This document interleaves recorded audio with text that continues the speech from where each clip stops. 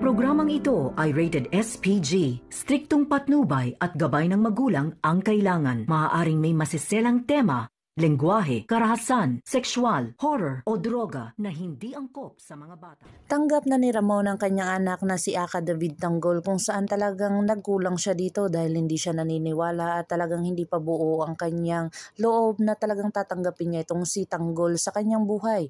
Pero nga itong nangyari sa kanila na niligtas ni Tanggol ang kanyang buhay ay talagang si Ramon ay napalambot ang kalooban at dito niya na sinabi na babawi daw siya sa lahat dahil sa kanyang pagkukulang dito sa kanyang anak na si Tanggol. Dito na nga ikinatutuwa ni Olga kung saan talagang natanggap ni Ramon itong si David. Dito na nga ay talagang galit na galit si Ramon dahil nalaman niya ang katotohanan na si Edwin pala talaga ang punot dulo ng kanilang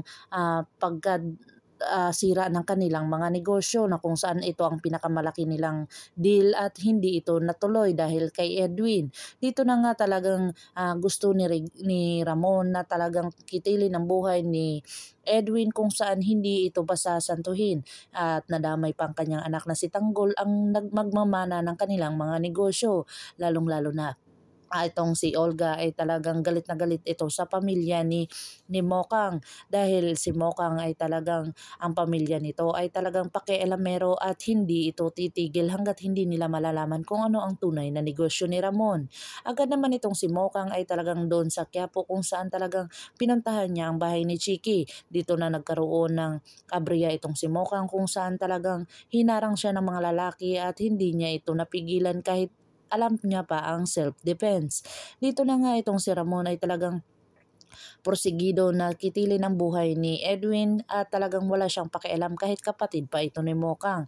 Dito na nga si Tanggol at saka si Bubbles ay talagang nakatakas doon sa kanilang mga tinatakasan ng mga lesbo dahil sa napunta sila sa isang lugar na hindi sila kilala at talagang naging blessing sila dahil ang lugar na iyon ay talagang abandonado na at wala ng mga guest na pumupunta.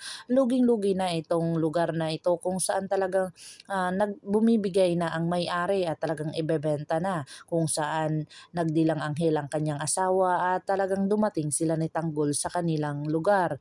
Dito na talagang inaasikaso sila ni Tanggol sa lugar na saan sila napapad. Pero ito namang si Chief Espina ay talagang galit na galit dito sa mga kasamahan ni Tanggol dahil wala daw ito si Tanggol at talagang tumakas na ito kasama itong si Bubbles. Ginid sa kaalaman ni Chief Espina ay talagang lumayo lang sila ni Tanggol dahil maraming mga pulis ang humahabol sa kanila.